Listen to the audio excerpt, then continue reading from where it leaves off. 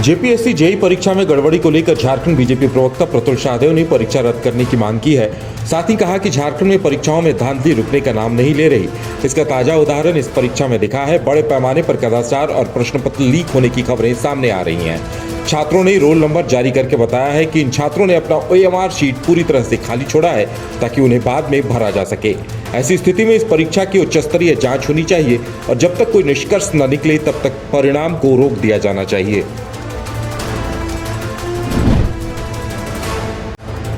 जमशेदपुर की पद्मश्री छुटनी महतो की जीवनी पर वेब सीरीज बनेगी। फिल्म कई भाषाओं में रिलीज होगी। एवरेस्ट टॉकीज के बैनर तले वेब सीरीज बननी है। इसकी जानकारी देते हुए फिल्म निर्माता प्रसाद प्रणव ने बताया कि एवरेस्ट टॉकीज इससे पहले भी 2 फिल्मों का निर्माण कर चुकी है जो इसी साल रिलीज होगी।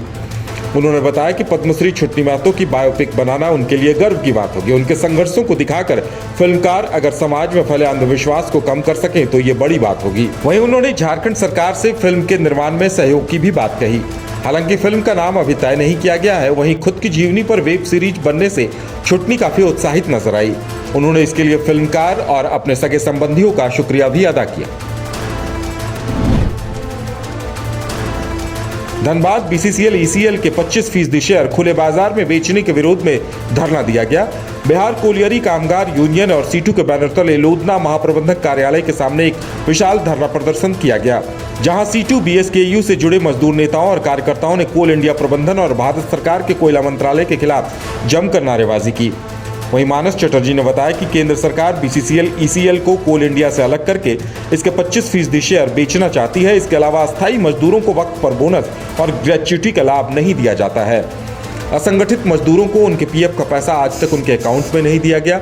इन सब के विरोध में संगठन की तरफ से आंदोलन की घोषणा की गई, मगर उनकी मांगे पूरी नहीं हुई तो आगामी 15 जुलाई को कोयला भवन का घेराव करने की भी चेतावनी दी गई है। पश्चिम बंगाल में चोरी हुई मोटरसाइकिल झारखंड के निरसा से बरामद हुई है। मोटरसाइकिल के मालिक ने बताया कि वो अपनी पत्नी के साथ गल्फरबाड़ी मोड़ स्थित लोन लेने के लिए पहुंचे थे, तभी उनकी नजर ब्लू रंग की बाइक पर पड़ी। बाइक चालक से पूछताछ की तो उसने बताया कि उसने वो बाइक खरीदी है जिसके कागजात भी मौजूद हैं। उसके बाद चाय पीने के बहाने वो गायब हो गया। पुलिस को इसकी जानकारी दी। पुलिस बाइक जब्त कर उसकी जांच पड़ताल कर रही है।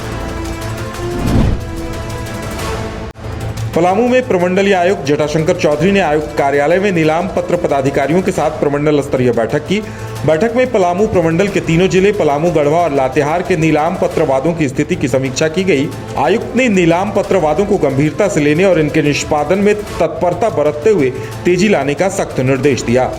उन्होंने नीलाम पत्र वादों के निष्पादन में तेजी लाने के लिए नीलाम पत्र पदाधिकारियों को प्रत्येक 15 दिन पर इसकी समीक्षा करने और प्रत्येक माह के अंतिम हफ्ते में उपायुक्त के स्तर पर समीक्षा कराने का निर्देश दिया। उन्होंने कहा कि नीलाम पत्र वादों के निष्पादन में उदासीन रवैया रखने वाले और वादों के निष्पादन में सही प्रगति नहीं होने पर नीलाम पत्र पदाधिकारियों के विरुद्ध कार्रवाई की जाएगी।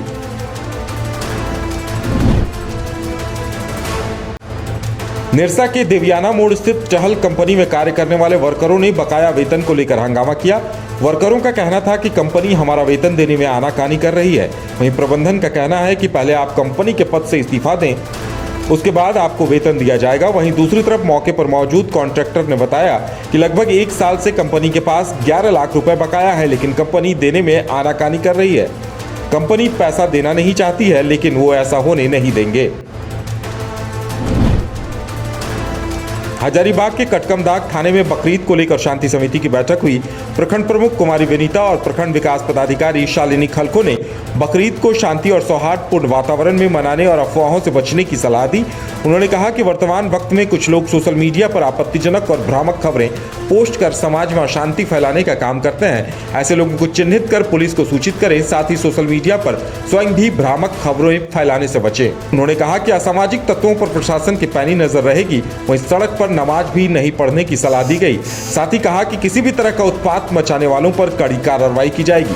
दोनों समुदाय अपने अपने मंदिर और मस्जिदों में कैमरा और लाइट की व्यवस्था करें ताकि किसी भी तरह की अव्यवस्था फैलाने पर लोगों को तुरंत चिन्हित किया जा सके।